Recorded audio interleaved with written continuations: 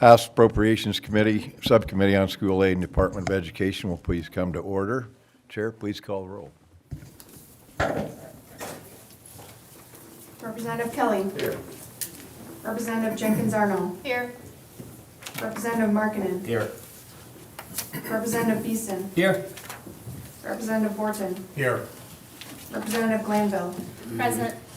Representative Steckloff. Present. We have a quorum. Thank you. Representative Markkinen moves to approve the minutes of March 4th, 2025 meeting. Being there are no objections, minutes are approved. Before we begin, good morning. Before we begin, there was a couple slides up early. I don't think you see them now, but the members have them with them in their packets. Primarily graphs of expenditure growth, administrator growth over the years, both nationally and in Michigan.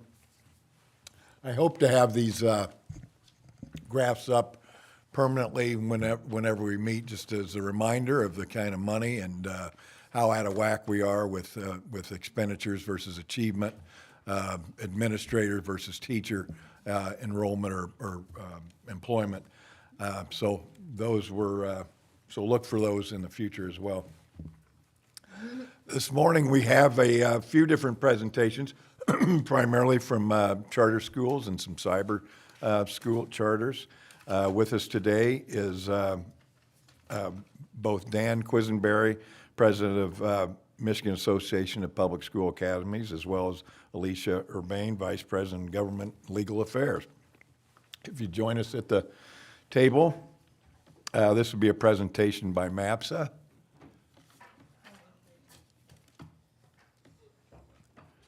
Dan, whenever you're ready, or Alicia, whenever you're ready, go ahead. Thank you, Chairman Kelly, and members of the committee. It's a pleasure to be here today, and it sounds like we're all suffering a little bit from that Michigan thing going around, so apologize, I've got some water here. I am Dan Quisenberry with the Michigan Charter School Association. This is Alicia Urbane, who's our Vice President of Government Affairs and Legal Affairs. And we do appreciate the opportunity to come today because even though we're celebrating 30 years of charter schools in Michigan, we understand that they still are largely not well understood and known. So we're going to cover some basic facts. We're going to talk about the governor's recommendation in her budget. And then we have a suggestion, and there's a report that we passed out to each of you on how to address some of the funding as you're looking at your recommendations going forward. So thank you again for that opportunity. Quick context, 286 charter public schools in Michigan. We serve approximately 150,000 students, and they literally are located proportionally across the state. Although, importantly, half of the students that are residents of the city of Detroit attend a charter public school.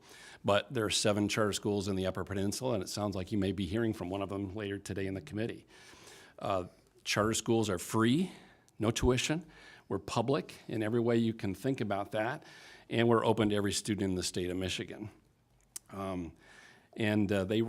Charter schools typically reflect the student, the student body reflects the community in which they serve. So if you're looking at a particular school, it may look a certain way. That's reflective of the communities they serve. Free means there's no tuition, but they are funded through the Per Pupil Foundation grant. Other state or federal dollars that are looking at the needs of the students. And we receive no facility funding, so no local millages, no local property taxes, no way to pay for those capital expenditures except out of the Per Pupil Foundation grant. Public, when we say they're public, they are independently operated public schools. They have the freedom to design their classrooms to meet the needs of their students, but otherwise they have to abide by all applicable law. They operate under that charter contract. It's a performance contract, so they have to do the same state testing, certified teachers, same kind of expectations for outcomes, serving special needs students. And they're overseen by the same kinds of oversight that other public schools are. So the Michigan Department of Ed, intermediate school districts, we have an additional component, which is an authorizer. And we pay for that through 3% of our funding, and they oversee those contracts, but they also oversee that the schools are abiding by all applicable law. In every way, charter schools are subject to the same kinds of rules and regulations, both federal and state. FOIA, reporting, MDE, et cetera. I just want to make sure we hit that because sometimes people think, oh no, you're not accountable for those dollars. We actually are. Open to all, 150,000 students, 11% of the state's population attend a charter public school. And reflects the needs of those parents that choose them, but 67% of charter school students are minority. That's way above the state average at 34%. 75% of the students that attend a charter school are below the poverty line. That's above 48% of the rest of the state averages. So we see that as parents who are looking for something that's better than what their local traditional school provides. They're trying to provide Excuse me, an option Dan, through could that you charter school. repeat that again? What? Sorry, can Yeah. you repeat the gross percentage of students that are in poverty? Yeah, absolutely, Representative. 75% of the students live below the poverty line. 75%, and that's compared to 48% in traditional public schools. Charter enrollment has an equal percentage of special needs students, and you can look at that in a variety of ways. Certainly the overall percentage, but also in the type of need that students have. So we serve all kinds of students, including special needs students. Some charter schools actually focus on those specific needs of a student, where the traditional public school in the district may struggle to serve needs. So that could be English language learners, but it could also mean high performing or gifted needs, STEM or career-focused kinds of schools, cultural focused. But we even have a school, one of my favorites just to talk about is a special needs high school. That's also a culinary arts school, and it's just an amazing place to be. So those are targeted kinds of things, again, open to any student that wants to attend, doesn't have to attend. I want to talk specifically because it's such an important and frustrating part of what the governor proposed is funding for cyber charter public schools. Not all cyber schools, just cyber charter schools. So I want to talk about their enrollment. Their enrollment growth is actually, this is new data, is up from the 2022 to 2023 school year to the 23-24 school year, increased 2.7%. I want to drop down here. Good online learning is not what we experienced during lockdowns. In fact, a lot of the folks that run cyber charter schools were a professional development experience for anybody trying to do remote learning. It's not the same thing. It's actually something that parents are looking at. I even would start to call it, as professionals do, personalized learning. It's a way to focus on the needs of the student as opposed to fitting a student into the needs of the district. And you see that being sought after by more and more parents, up 2.7%. That's not what's happening around the rest of the state, by the way. Enrollment is not growing. It is in cyber charters and in charters generally. They too have a higher population of economically disadvantaged students, that same 75%. They also serve a diverse population of students, as all charter schools do. And here's an important number for cyber charters. Their reach is literally across the state. 96% of traditional school districts have students that are attending a cyber charter school. The point there is they're all over the state. Students from any part of Michigan are participating in a cyber charter school education. Let me get a drink of water because I'm getting dry. Academic success, we could talk a lot about this, but I can just roughly say, and we adults tend to argue about this, but I'm telling you, over 30 years of charter public schools, graduates from a charter school are likely to be more proficient, more likely to graduate, and more likely to have success after they leave their charter school experience. And we could go into the data, but there's lots of examples of that. One of the things we highlight is the top 8 high schools that are not open enrollment, or that are open enrollment. Top 8 high schools in the city of Detroit are charter public schools.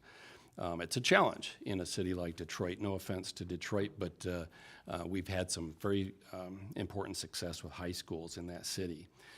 Public support, if you're looking at where voters are, where the public is, where parents are, we continue to watch polling there. It's up across all categories, so it's not a partisan issue. Republicans, Democrats, wealthy people, people that live in poverty, geography, everything that tends to increase over time the support for charter public schools. An important number we think is important because it talks about why schools exist. 97% of public teachers agree that one size does not fit all students when it comes to educating them, and they too support options like charter public schools. We think that's an indication that everybody in education recognizes it's about personalizing that educational experience. It's not about making kids fit into the system. I'm going to talk about funding now, and then we'll be happy to answer some questions. But as I said earlier, charters do not have access to the same funding that traditional schools do. We do not access local millages or property taxes, so they find ways to pay for their facilities out of their general per pupil foundation grant. Michigan school funding, just a step back, when charter schools were created 30 years ago, we made a commitment in Michigan. It's a promise, we believe, and it's in that report that we passed out to you, that the state of Michigan, the legislature every year would provide equitable, consistent, and student-centered funding for all public schools and public school students, including charter public schools and cyber public schools, through that per pupil foundation grant. The differences are weighted on the needs of the student, not on the schools that they choose to attend. That was the promise 30 years ago, and we think it's important to do that. What's happened the last few years with this large influx of federal funds and lots of different things, increased burden of the MIPSR's retirement system, you've seen the legislative budget process focus more on categoricals and trying to offset those MIPSR's costs and not on that per pupil foundation grant. So we do recognize the challenge of that MIPSR's retirement system and the costs that are going on to that. In fact, several years ago, back to the Snyder administration, $1 billion was taken out of the school aid fund to pay off those long-term liabilities for the MIPSR's retirement system. Districts were still left with 27% of their payroll going to fund that MIPSR's cost. So over the last couple budget cycles, this legislature has chosen to try to help districts offset that cost. We understand the purpose of that. And yet charter schools have a choice. They can participate in it or not, and they largely choose not to and provide private 401k plans to their teachers. But if the legislature, through that budget process, provides funding for those costs, then charter schools aren't going to be eligible for it. The legislature last year recognized that and provided funding through Section 22E to offset that and provide equity, as is the promise of Proposal A. The governor's budget, though, doesn't do that this year. In the State of the State, she said, "In my budget, I proposed a $10,000 investment for every child in every school." Well, that's not exactly what's in that budget. If you're attending a cyber charter school, you're only getting $8,000. If you're attending a charter public school, you're getting $800 less than that based on how that MIPSR's funding goes. So what we're suggesting to you is, in this chart, I'll stop and pause and look at that. It's a little hard to follow. I've even had some of our schools say, well, Dan, I'm not sure I understand how this is working. You can see the differences. There's charter schools, fiscal year 25 and 26, the 9,600 and the 10,000. And then you see the 374 and the 22E. That was zeroed out in the governor's proposal, and you're seeing a difference of $18 between the 9,982 and the 10,000. For cyber charter schools, fiscal year 25 and 26, that they were reduced in their funding a year ago. We would suggest bringing that back up as the same for all students. They're actually dropped in the governor's budget to $8,000, and they don't receive that 374 offset. So you see a significant difference for cyber charter school students. Traditional schools, fiscal year 25, 26 is an increase of just a little bit under $800 per student. So thank you for looking at that. Again, we think it's important to fund students based on that promise. It's student-centered, it's on the needs of the student, because personalized learning is the wave of the future. We shouldn't be penalizing innovation, we should be incentivizing it and making sure all kids have the same opportunities. So yeah, closing the gap for cyber charters and making sure that $800 is addressed. As you look at your budget recommendations going forward, we'd certainly suggest that. And we have a report or a memo making some suggestions of how you could go about that. But with that, we'd be happy to talk, answer some questions. And that's why I certainly have Alicia here. Thank you, Dan. Appreciate that. Just want to mention a couple things. One, that it's my intent to restore that promise made 30 years ago for equitable funding, regardless of where a student chooses to go. Another item of interest, as I visited the Jalen Rose Leadership Academy in Detroit yesterday with Senator Albert, and learned again, I think Dan pointed out that cybers, or charters in particular, are, often serve the neediest students around the state. It shows up in the numbers and the demographics. It was an interesting anecdote from Jalen Rose yesterday about how the top elementary schools, Jalen Rose Leadership Academy starts in 9th grade. The top elementary middle schools do not feed into his schools. They go elsewhere. So he takes from neighborhoods from, I think they have as far away as Yeah, they said 40 different middle schools. 40 different middle schools, but not the top ones that are right next, within the neighborhood almost. So those remain with DPS-CD, and anyway, so I thought that was very interesting. He's had his going on his 10th year of graduate classes. They opened in 11, didn't have their first graduating class till 15, I believe, because they had to, wait a few years. But they train them up with some of the highest graduation rates and achievements in the area. And yet every 9th grade class that comes in, they kind of start right back at zero. These kids are coming in with the lowest proficiencies that you can imagine. So that's the kind of work that these charter and cyber charters do, and I think they need to be commended, and not only commended, but also commensurate with their pay. Any questions? Yes. Representative Glanville?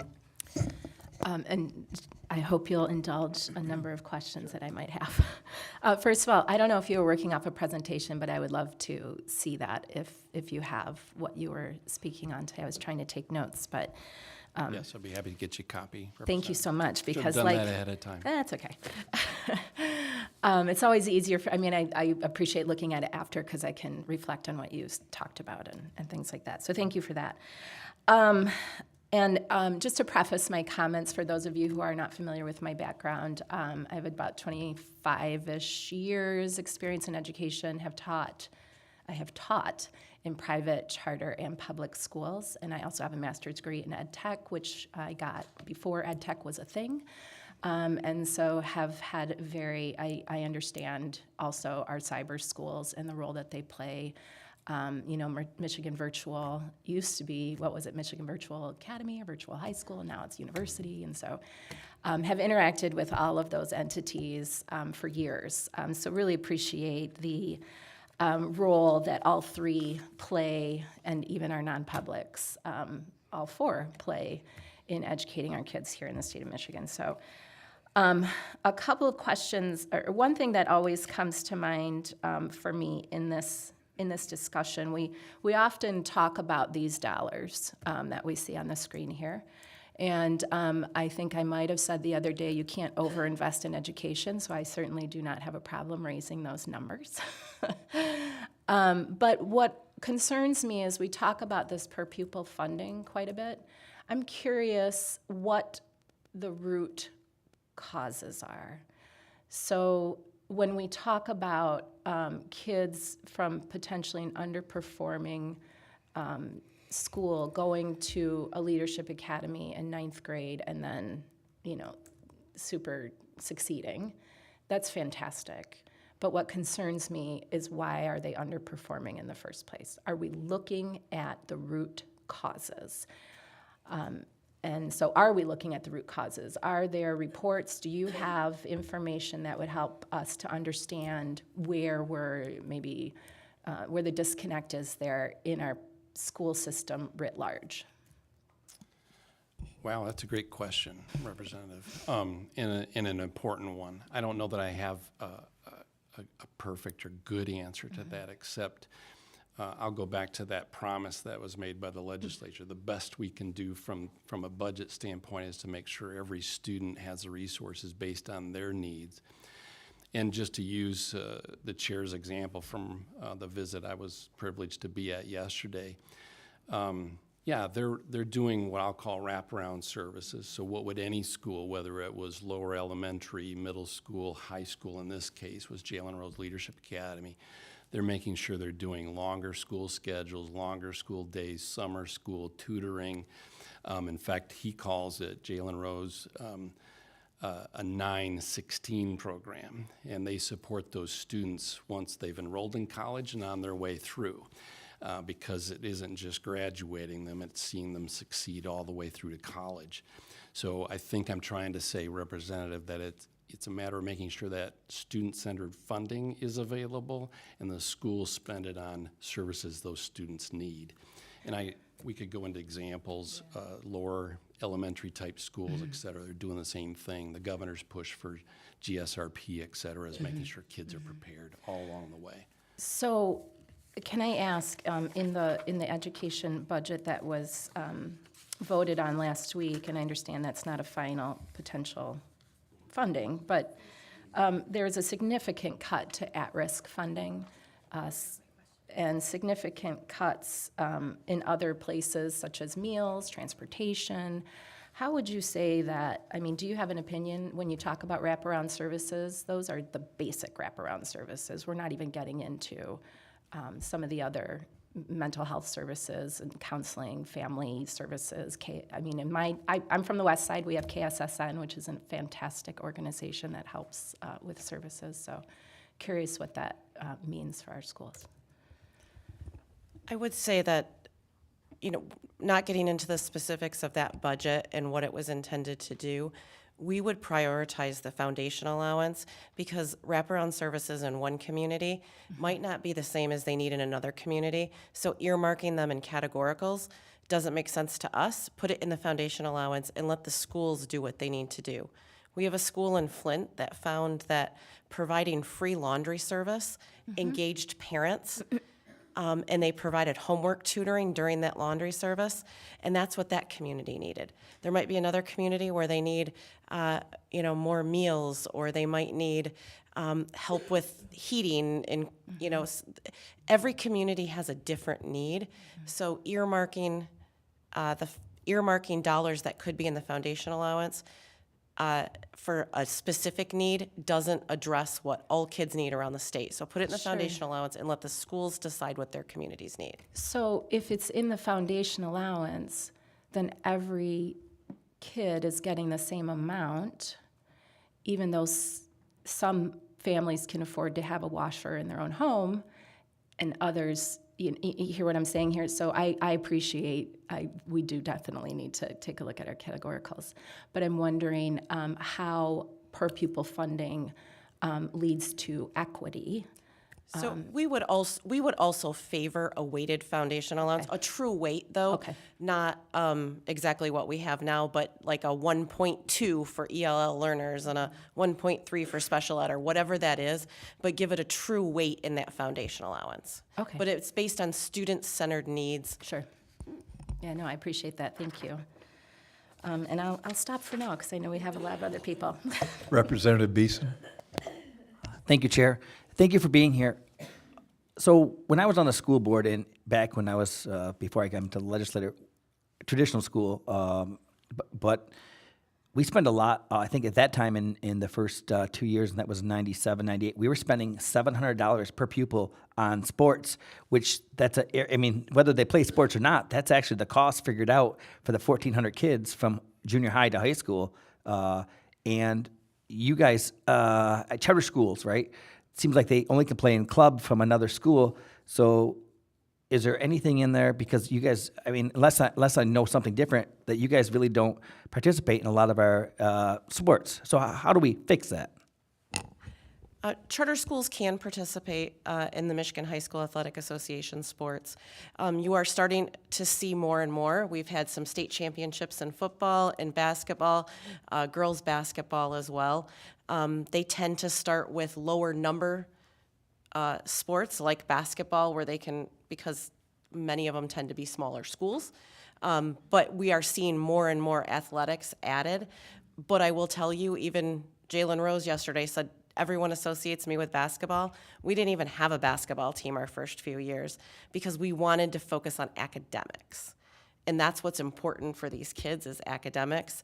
And so the schools decide how they're gonna spend their money. But I will say when it comes to facilities, most schools pay for their athletic facilities out of a bond issue and sinking funds, and charter schools don't have access to any of them. So while Jalen Rose has both girls and boys and basketball, they have never played a home game because they don't have a gym. Thank you.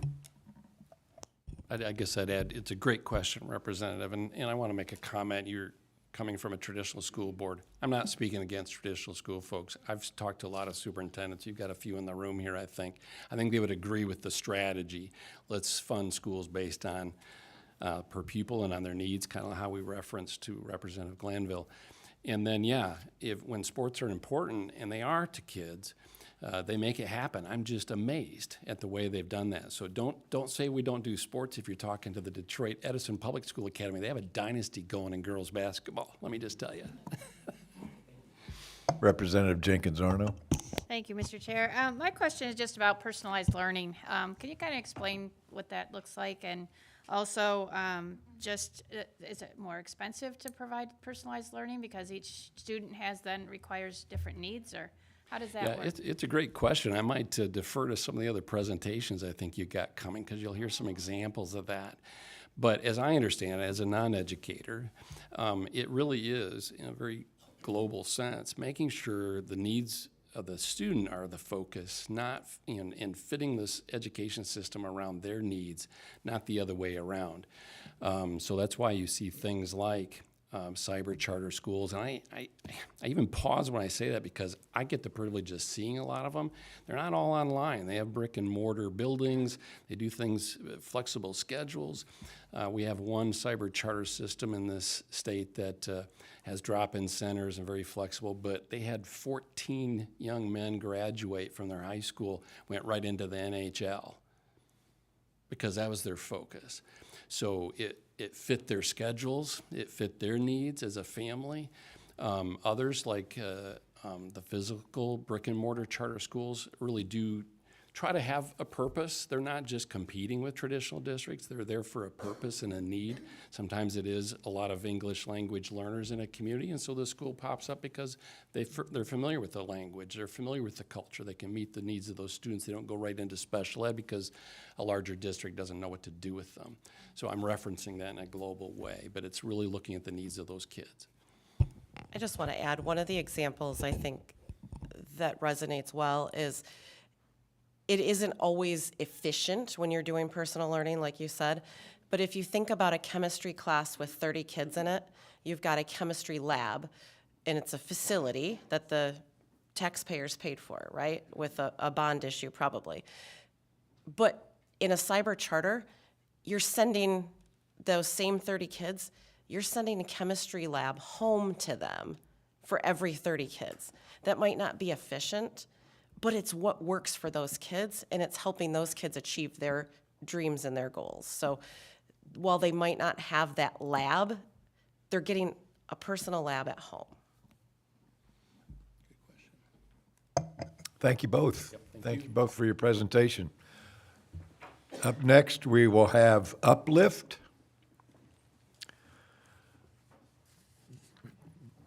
Introducing Tanya Lowry, Superintendent, Erica Bushy, At-Risk Specialist, and Dr. Tim Wood, Managing Partner, Next Level Management Consultant. Floor is yours. Chairman Kelly. My name is Tim Wood.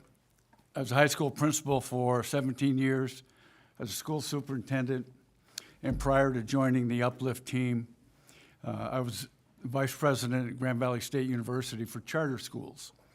So I've been in the charter school movement for quite some time. I want to tell you a little bit about the kids that we serve. 90%, and Dan mentioned 75% of our students are in poverty. 90% of Uplift students qualify for 31A funding, and that's at-risk funding. And also, we have 32%, that's 32% of our students are in special education.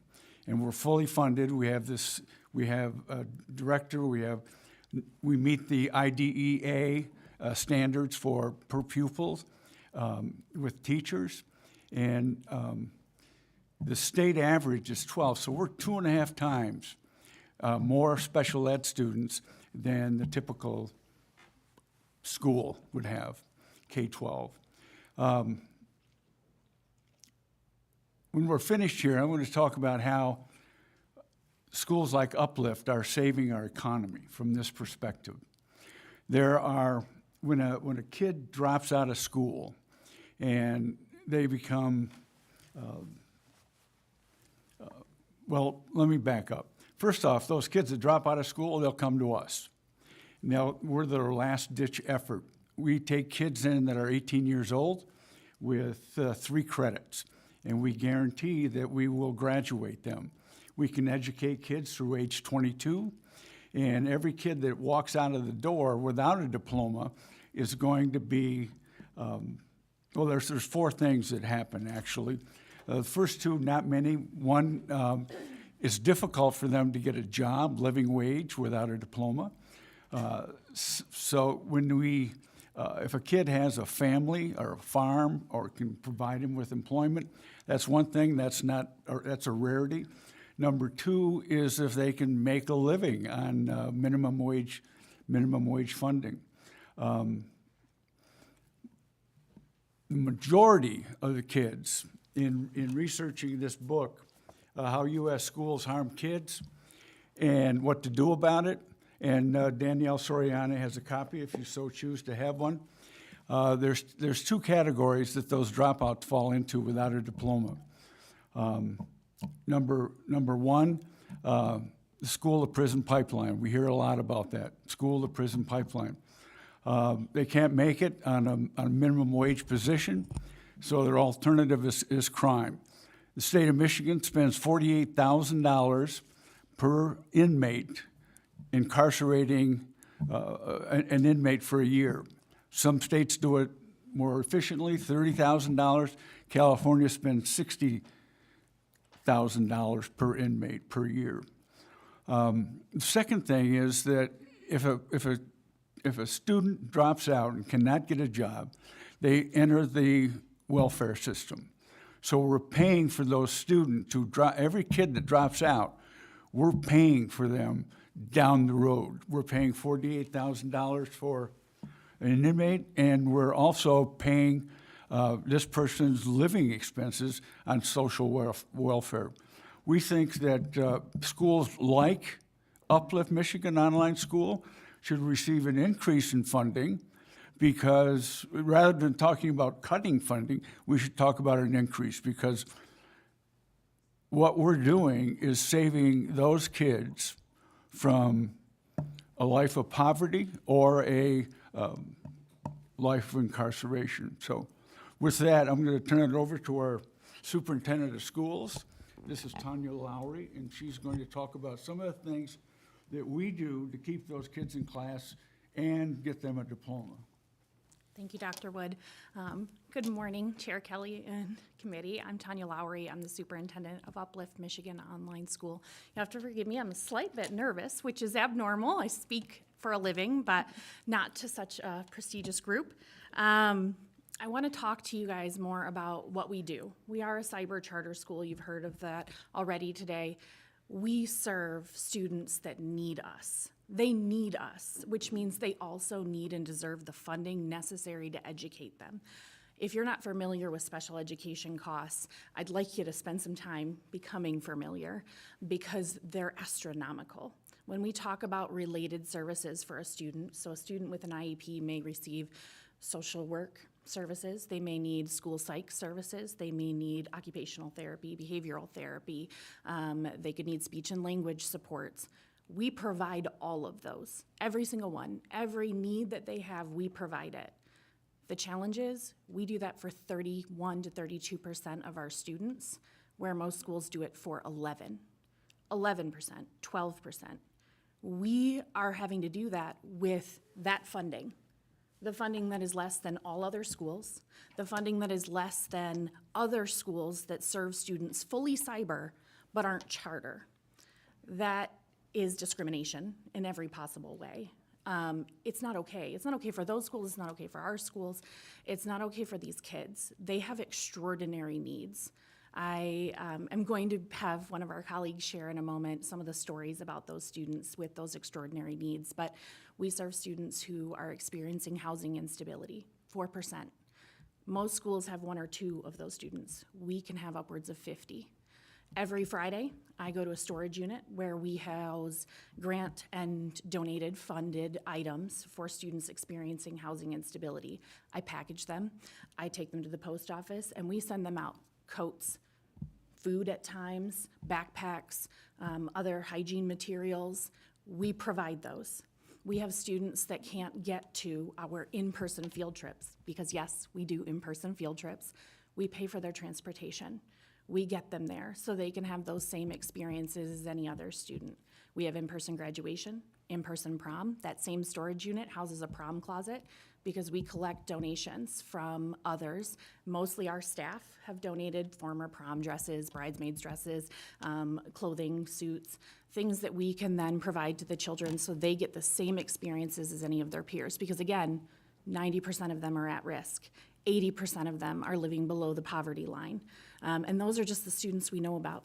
We serve a lot of kids in our school with extraordinary needs. We serve kids where that 9150 doesn't cover all of the costs that we're spending to educate them. That means other children are losing out in some way or another.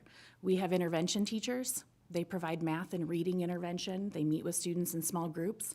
We have staff here, many of them in this room, that provide one-on-one support with a teacher, the teacher and the student, one-on-one together, because that's what personalized learning can look like.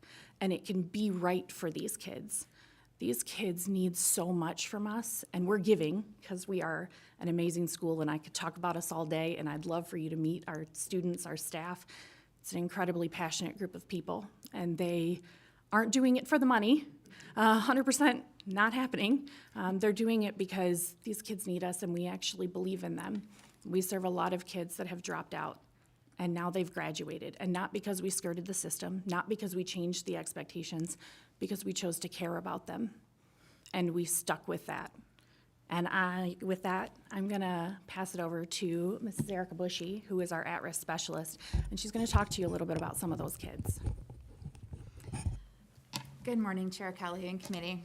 I have a teacher voice, so it's okay. My name is Erica Bushy. I'm the at-risk specialist for Uplift Michigan Online School. Part of the reason my position exists is because of the students that we serve.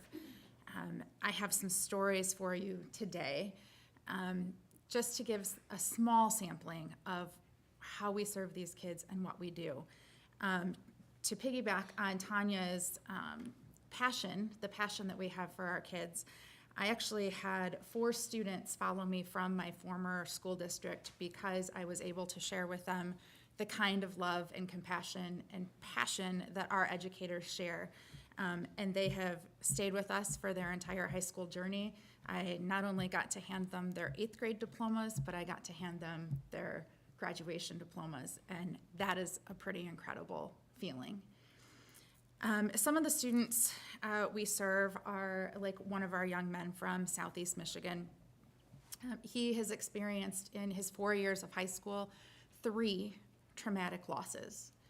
His mother, a cousin who was murdered, and an aunt, all who were taking care of him.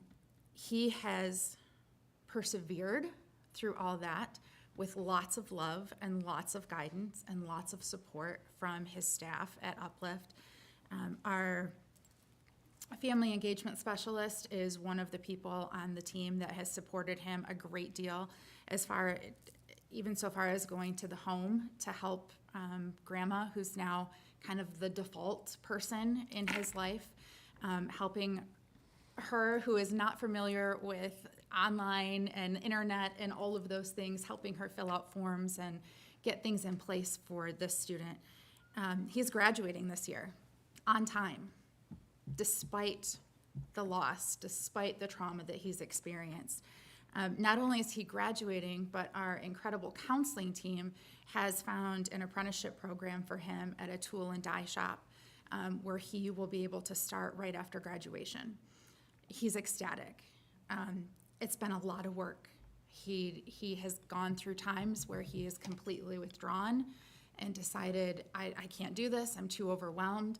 And there's always a staff member ready to call, ready to talk to him, to pick him back up again. We have another young lady who graduated in January. She graduated at 20 years old. She had severe social anxiety to the point that she does not leave her home except for doctor's appointments. And that is even a challenge. Uplift, or school like Uplift, was the only option for her. It took her longer. It took her some time because she has medical issues that she had to overcome, that she had to deal with, that she had to manage doctor's appointments. But she's done it, again, with the support and love of our staff. It took her longer, but that's okay. We were there to support her with her needs and her timeline. The point is, she got her diploma. She did it. She made it. Tragically, this fall, we lost one of our students to suicide. It's one of our middle school students. The family had 6 children enrolled with us. A great number of our staff attended the funeral, which was in and of itself very, very challenging. But we were there for those other 5 students. We were there for the family. We offered the support. We offered the counseling. We offered all of those wraparound services that they may not have gotten in a traditional setting. They were able to take some time and heal and be ready to come back to school to the people that know and love them. And they've kept those 5 students, those remaining 5 students, with us because of the environment that Uplift creates. And finally, one of my favorite stories, a young lady has a child. We have several students who are pregnant or caring for their own children, male and female. This young lady not only takes care of her child, who is right around 1, she is also going to adopt her 2.5-year-old stepson.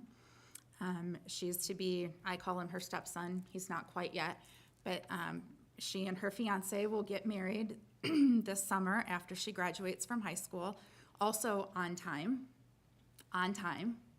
taking care of 2 little ones, under 2.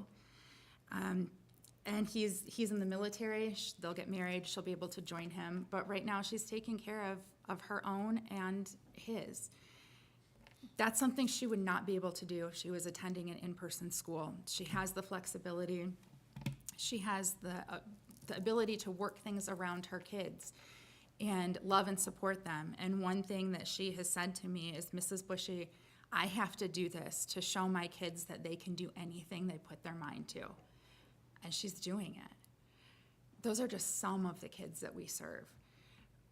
Again, my position exists because of the type of students that we serve. This is not a position you would find at most schools. Because of our high needs, we take care of the kids that we have that come to us. It doesn't matter, like Dr. Wood said, if they're 18. We actually had a young lady come to us, I believe she's 19, with 0 high school credits, who's been in the juvenile detention system. 0 high school credits. And she came and said, I'm doing it. I know it's gonna take me a while. I probably won't graduate until I'm 22, but I don't care. I'm getting that diploma. And she has rocked it. And she has come in, she's passed every class. We have lots of kids like this.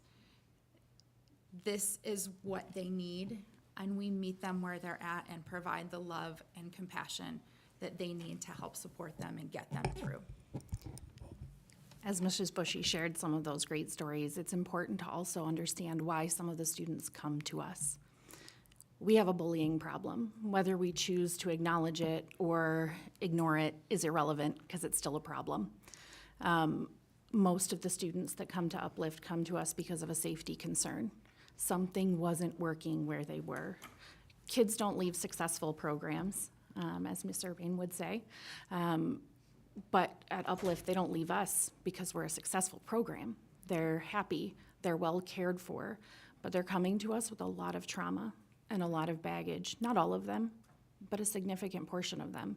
That takes an immense toll on the people who serve them, and they continue to wake up and do it every single day, even though they get paid less, even though we get less funding, even though we are providing every possible opportunity to kids, and yet we continue to come back to the table and hear that we're worth less, that our kids are worth less. And I don't think that that is a fair thing to say to any child, because they're not. And we spend more on these kids. They left those other districts, and we took them in, and we're getting them over the threshold, and we're changing their experience in education. That's very valuable, and I would argue at a minimum, it's as valuable as every other school that is receiving funding. Thank you. Chair Kelly, we'll be happy to answer any questions that you or the committee may have. Thank you. Appreciate the presentation. Representative Steckloff. Thank you very much. Thank you for being here and sharing your stories. 90% of poverty, 31 to 32% special ed. I just have a few questions for you. And sorry, Gary, if I'm stealing a slide for the success program. With that amount of students, what does the student and teacher ratio look like? And how many social workers do you have for these students on site or that are available for help? I would say we're overstaffed, but Superintendent Lowry has a different opinion. You can never overstaff a school, so that's how I feel to start out the gate. Ratios are harder in cyber because of the way that we school, but we do have them, right? About 22 to 24 to 1. In our elementary program, we're at like 15 to 20 to 1. It is immensely taxing. If you've never been a cyber educator, I will tell you 100%, without question, it is equally or more so harder than doing it in person. You don't have the in-person challenges, but you have every home challenge because we see into their homes, their lives. We now have to deal with helping their parents and educating their parents while also educating the student. We have multiple social workers because we have such a high special education population that needs those supports. We have 5 or 6 right now. It's an immense cost for our district. We have 3 counselors. We have just under 700 students, around 650 right now. We have a counselor at the elementary level and then 2 at the secondary level. We also have Mrs. Bushy who helps function and work alongside of that team. So we have quite a lot of staff and maybe to some overstaffed, but definitely not in my view because what we're seeing is progress. Interventionists. Yes, and we also have those intervention teachers at all of the levels we can find them. They're hard people to get in the middle of the school year, but we have an excellent team of intervention teachers. Again, thank you for your presentation. Thanks for coming today and sharing your story. Oh, you had sorry, Representative Glanville. Thank you, Chair, and thank you for being here. I taught in a school that had excellent student-teacher ratios for a while. And I got to say, anecdotally, that just makes all the difference, right? The more adults, I agree with you, we cannot overstaff a school. The more adults, not just teachers, but adults that we get into the system. And I'm talking about, librarians, counselors, lunch personnel, janitors. Those are adults that kids connect with and that can help shape their experiences. And to your point, Rep, sports, right? The coaches that they interact with, all of those adults make a difference. And so I just want to ask you kind of the same question I asked before in terms of like root causes, because again, when you have a student who has experienced such devastating loss in their family, that's not typical. And so how are we addressing, or how do you see that we might be able to better address some of these root causes for our kiddos? I think we're doing some of those things, right? Kind of like writ large again. Sure. Like, Early literacy intervention is vital. Also identifying students' disabilities and needs as early as possible. That's what MTSS programs are for.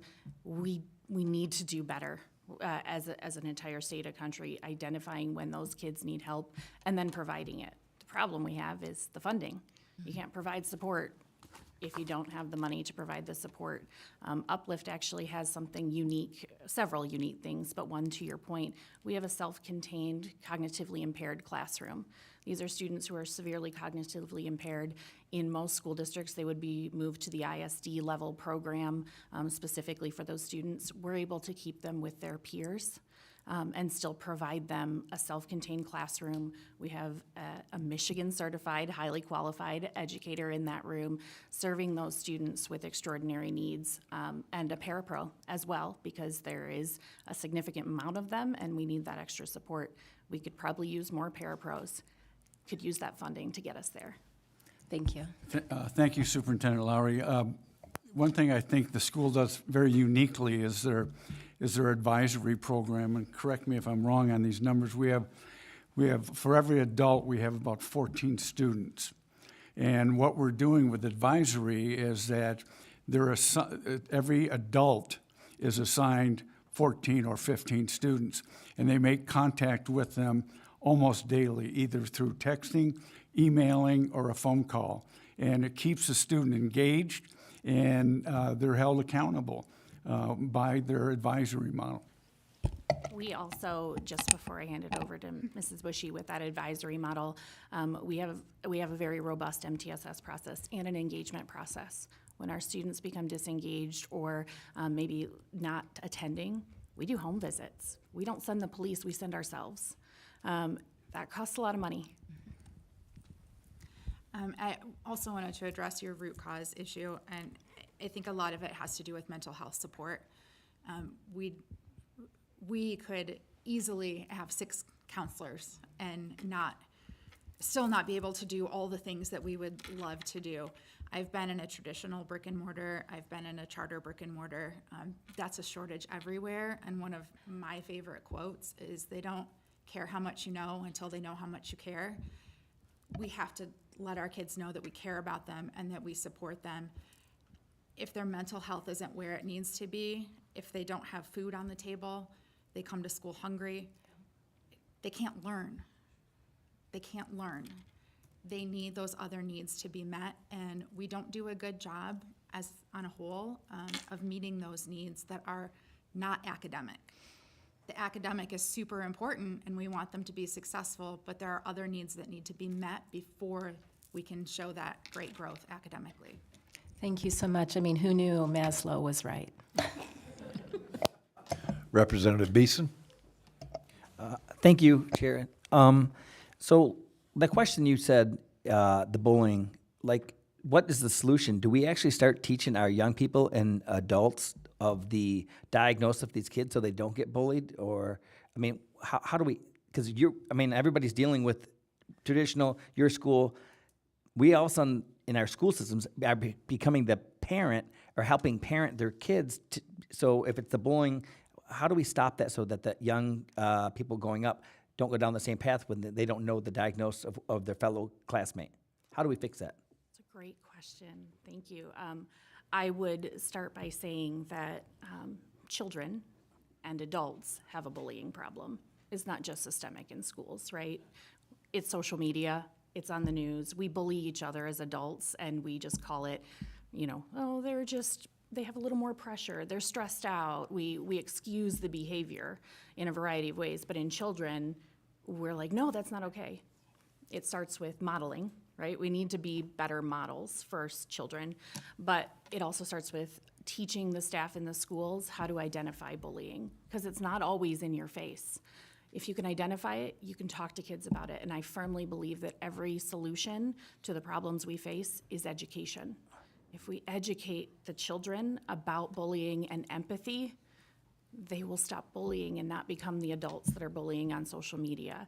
So it starts with enough funding and staff in the school that they can identify those things and start to work with kids on how you work together, even when you don't agree. And we're not really setting a great example right now as a whole, but we teach that.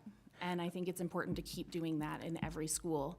If we can teach them young, we can get there and stop that. But right now, we need to have the identification. We need to ID that the bullying is happening, and then we need interventions. There are still schools out there that turn a blind eye. They exist. I know because we serve their kids. And it is heartbreaking to hear some of the things that are happening to these children physically and mentally before they come to our school. So education's the answer. The problem is not just children, though. Thank you. Thank you all for coming today. Appreciate it. Just a quick note, next up will be Success Michigan Virtual. John Prescott, Miranda Coburn. While they're coming up, again, just want to mention the anecdotal evidence from yesterday's visit to the Jalen Rose Leadership Academy. This is a 9 to 12 high school that doesn't allow any phones. So when the students come in the morning, they put their phones in a box and they don't get them back till the end of the day. And social media has created havoc, I think, particularly with younger kids. I know there's some bills in the legislature that could address this, but it was interesting, and I think the way the current bills are in the legislature, the high school, the younger kids lose their phones early. I mean, they take them for the day, or would take them for the day, but high schools would get them in passing classes and that sort of stuff. Here's a high school that just puts theirs in a drawer or in a pouch for the whole day, and they seem to get along just fine without them. So with that, welcome, and the floor is yours. Well, good morning, Chair Kelly and members of the committee. Thank you for the opportunity to speak. I'm Miranda Coburn. I'm the Executive Director at Success Virtual Learning Centers, where I've been for 7 years now. I'm excited to talk about the work being done at Success Virtual Learning Centers and the positive impact that our school has had on our at-risk students across the state. At Success, we understand that traditional learning, it doesn't work for every student, especially those facing the challenges that a lot of our students are facing in their lives. And that's why we designed a program that helps bridge that gap for our students with flexibility of virtual learning and support of in-person assistance. Our model has proven successful in providing students across Michigan with the education, emotional support, and the resources that they need to thrive. We also operate under a sequential learning program, so our students are all taking one class at a time, which means that as soon as they complete that class, they're earning the credit, where a lot of them were sitting in a traditional school, making it through a whole entire semester and not earning any credit at all. Success operates 11 physical centers across the state of Michigan, where certified teachers and support staff report daily for hands-on guidance and mentoring. That doesn't mean that all of our students are there, but our staff are all there and available and willing to help students. These centers are not just places for students to complete their work. They're safe, supportive environments that foster learning and growth. Each center is equipped with state-of-the-art technology that's updated every three years. And then we receive facility updates every 5 years to ensure that our students are learning in an environment that is not only functional, but stimulating and welcoming. It's almost like a college campus that's got flexible seating. If you think of your traditional alternative school in a brick and mortar, maybe they're in a trailer in the back, and our kids are welcomed with all of the new paint, all of the new equipment, technology, everything that you can imagine for them to be able to use and have access to so that they know how important they are.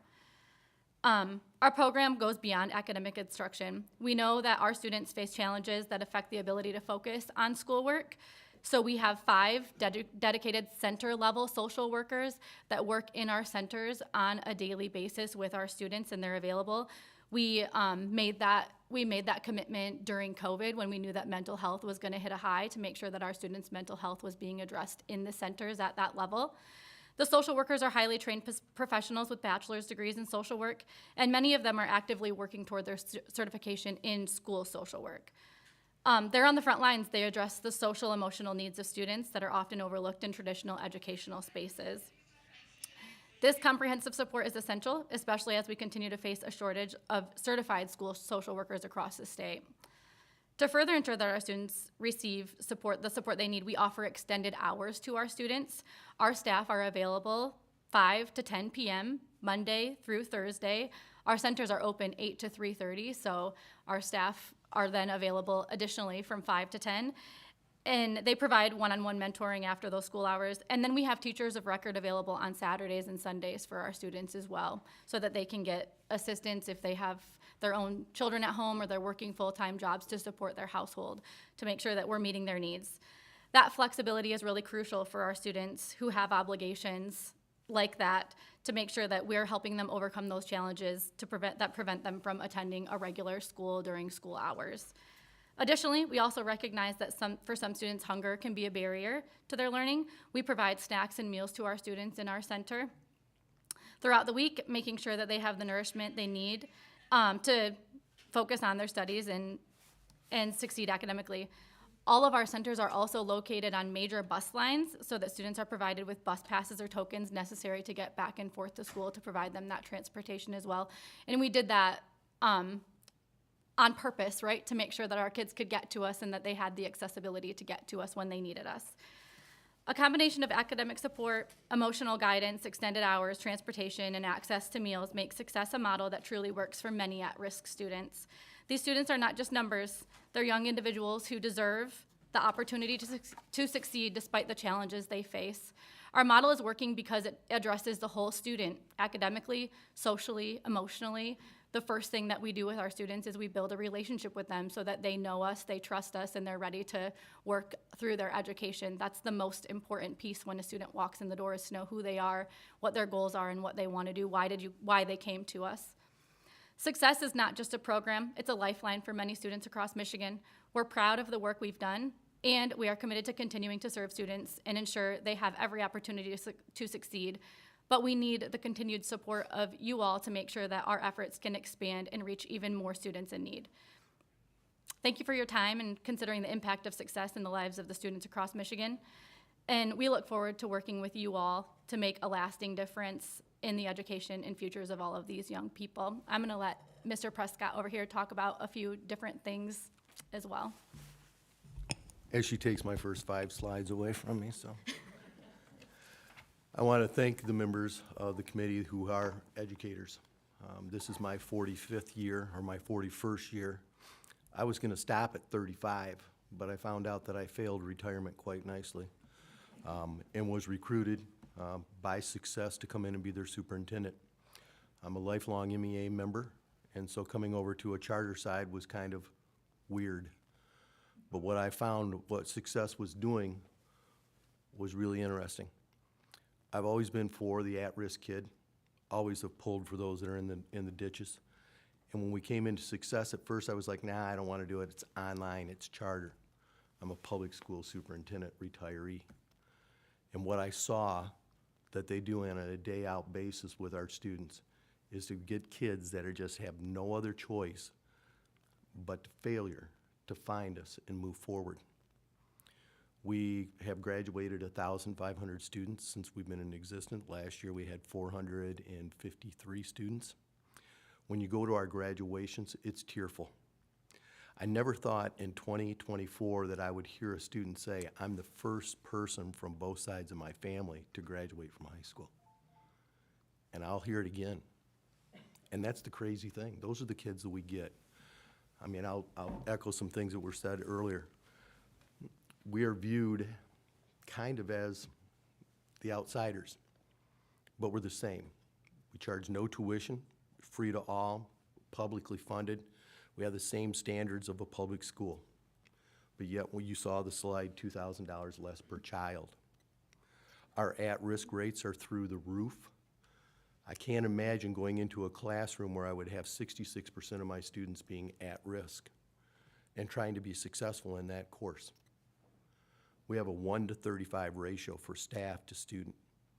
That relationship that we creates success. Success builds success. That's a quote from John Wooden. We have a blended learning approach that I love. We have 11 centers throughout the state of Michigan. If a student's having difficulty, they're not getting that assistance from the teacher one-on-one online, they can come into our center. And when they're there, they're supported by a Michigan certified teacher in the core subject areas. If they're beyond that, if they need more help, we have interventionists that will help them as well. I just want to be better. I've said that when I first started, I mean, I keep on thinking as a young person, my mantra was, what can I do better today? And here's where I'm ending my career, trying to make something better. But what I've got going right now is what Gary Jensen calls the flagship. We're different. We're drastically different, but we're the future. You look at your post-secondaries right now, if you look at those entry-level classes that we used to go into and sit in the lecture halls where there'd be 300 people, those are all online. Same instruction getting across the board. Blended learning was attempted during COVID by public schools. Didn't work well. But we've been doing it since 2016, so we kind of had a little head start. The emotional needs of our children, you've heard the stories. I'd give you 1,000 more. They're hurting. We're in a crisis. We have students that have part-time jobs, full-time jobs, that cannot work if they were in school. One of my first adventures that I had when I was visiting our centers was in Hazel Park. A young man would meet the staff there every morning at 8:30. He got off his shift at 8 o'clock. He would work 2 hours on his academics, and he was so excited because once he got his high school diploma, he'd get a $2 an hour raise. Those are the kids I'm dealing with. The after hours that Miranda talked about, the weekend instruction, that's when a kid needs support. As a classroom teacher, I tried to flip my classroom so that the students would go home and look at it online. How many kids have online at home? I've been a superintendent in the UP, so I know that internet connectivity, well, heat's more important. So I've seen the struggles of academia. The emotional needs, some of our kids are parents. 2 years ago, we did not hit our 95% testing rate on the M-STEP in one of our centers, and I called up the center director and I said, what happened? You had 20 kids that were supposed to take the SAT. What happened? She goes, I knew you were gonna call, and I have your answer.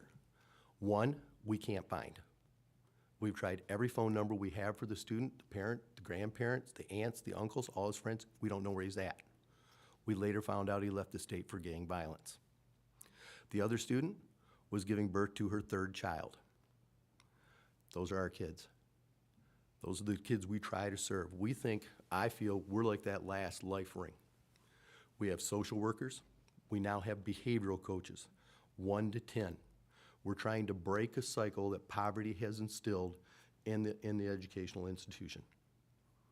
We see it day in, day out. Our facilities, we've talked about those. We have 11 unique drop-in centers. They're all on bus lines. Miranda talked about that. We made sure that they were on bus lines so that the students, if you need to get into that center, we'll give you the bus pass. So we cover that. We want to make sure that you are having every opportunity to be successful. Our centers are refreshed every 5 years. Kids that we are serving are used to getting the bottom of the barrel. At-risk programs in public schools are in those old decrepit elementaries that you don't use anymore. So when you get that refresh, those students are coming into something that they feel value with.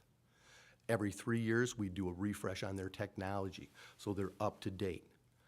Big question that we have now is AI. You're an online version, what about AI? We have an integrity committee that looks at everything with AI. We are ahead of the game on that with our software and our technology, so we're staying ahead of the game on AI. I want you to think of it as a family, if you can. If you're the third, fourth, fifth, sixth kid, you're okay with those hand-me-downs, but when you got something new, like the new technology in the new buildings, it always felt good. So that's what we attempt to do. Our centers are centers. We work with outside agencies. We work with DHS. We work with the Department of Corrections, with probation officers, so that we can get the students in there that need the education. You just said something? But make sure you hit that one really quick. Oh, you like that one? Yeah, just real quick. The meals? No. Oh, the incarcerated youth? Yeah. Okay. That's why she's here. We have a very interesting program that has started. When the Oxford shooting took place, he was asked to be moved to Eagle Village. And due to the heinousness of crime, he was not allowed to be transferred to Eagle Village and was incarcerated. Well, the Constitution says that that young man's provided free public education. Didn't happen. Lieutenant Governor Gilchrist has brought in a program called Rites of Passage, which is a program with the Mount Clemens Youth Center with incarcerated youth. We currently now serve 25 incarcerated individuals, youth, and we're working with the program to make sure that the students get their high school diplomas. That was a unique, interesting experience because when Dr. Moss originally came in and set up the program, he called every school district in the area and asked, will you take my kids? Will you help us with the educational process with our children? And he was denied. He called their ISD, and the ISD said, no, we don't have a program like that. He cold called our Flint Center, and we now have that relationship. He's looking to fill all 5 floors of his facility, which will amount to about 104 kids, incarcerated youth, that we will work with him diligently to get their high school diplomas. Did I hit it okay? Thanks. I like it.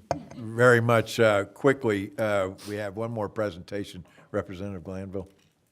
I won't belabor the point I've been trying to make about root causes, but thank you for your work with incarcerated youth. I had the opportunity to help set up some programming in the kind of early 2000s through our public schools, working with incarcerated youth on what we called COWS, computers on wheels, carts on wheels. Oh, like that.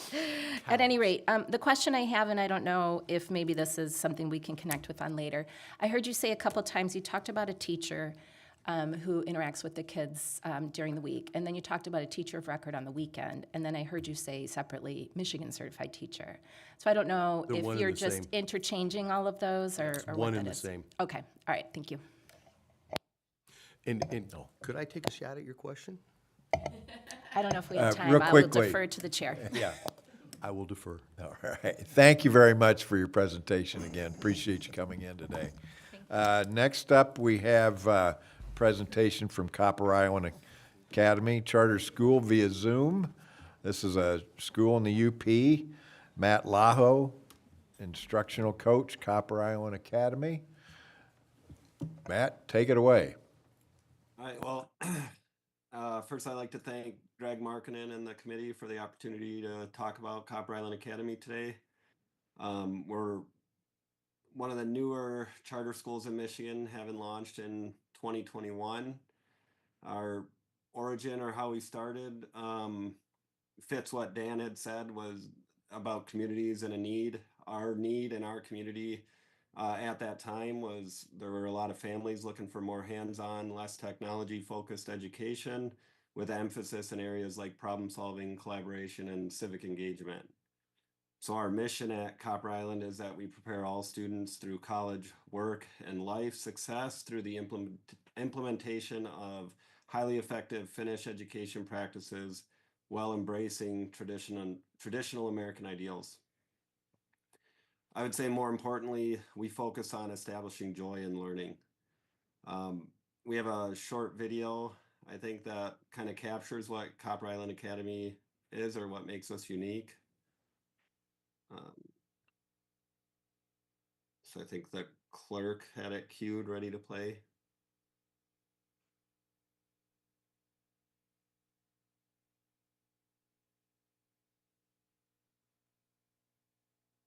What if an American school borrowed best practices from Finnish education, renowned for high student achievement, outdoor play, and hands-on learning? Copper Island Academy started as a dream. Now it's a reality. A U.S. school reestablishing the joy in education. Over the years, many American schools have cut back on recess in an effort to raise standardized test scores. Some have even ditched recess altogether. At Copper Island Academy, all students from kindergartners to 8th graders receive outdoor breaks throughout the day. Teachers supervise the students during these breaks while providing them with a lot of freedom. For example, the children can climb trees, run up the slide, and build forts. Unstructured play is a great thing as a release. They go outside and they're still pulling things together. They're pulling everything they've learned inside together, but it's in a more relaxed atmosphere. In recent decades, American children have spent a lot less time outdoors. Author Richard Louv has concluded that many kids suffer from nature deficit disorder. Copper Island teachers look for creative ways to teach outside. In my role as instructional coach, I work with the teachers to help them plan lessons, to find ways to get outside and to make it a part of their classroom. One of the things that makes Copper Island such a special place is how hands-on the integration is. My kindergartner has built a patio, from leveling the sand to laying the bricks. My fourth grader has done wood carving and built a catapult. All the children learn how to grow food, how to prepare it, how to store it, and all of these experiences are just so empowering for the kid. Challenging projects can cultivate what the Finns call sisu. In English, we don't have a concept just like sisu, but the closest equivalent is probably grit. Sisu is like a quiet confidence that says, I can finish this challenging task, or I can get through this difficult season of my life. Copper Island sees parents as partners, and the school invites them to get involved throughout the school year. The school also welcomes experts within the community to share their knowledge and skills with the students. Copper Island staff, parents, and students are open to new ideas, and the school is innovative in many ways. So my wife pioneered this program that we're implementing here at Copper Island Academy. We're calling it the Baby Pilot Program. We've done a lot of research as well that has shown that having a baby in the workplace actually increases morale and productivity of the coworkers because they're in a good mood when they see the baby. He brings a smile to people's faces. Copper Island borrows great ideas from Finnish education, but it's not a Finnish school. Copper Island embraces its American roots, values, and heritage. The school cultivates patriotism in several ways. Every morning, teachers and students say the Pledge of Allegiance, and on most Mondays, they sing a patriotic song. If you were to visit Copper Island, you'd also see the raising, lowering, and folding of the American flag. Students manage this responsibility each school day. Throughout the year, Copper Island honors those who have served in the U.S. military.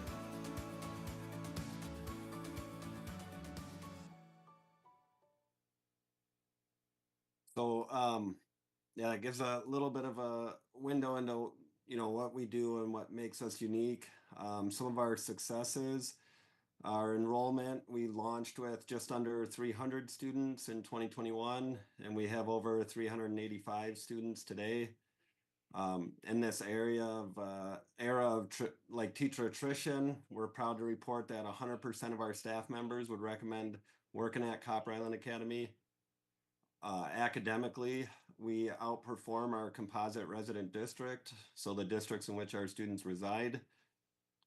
2 years ago, we had a 96.75 Michigan School Index score. Last year, we raised that to a 99.19, placing us in the top 2% of schools in the state.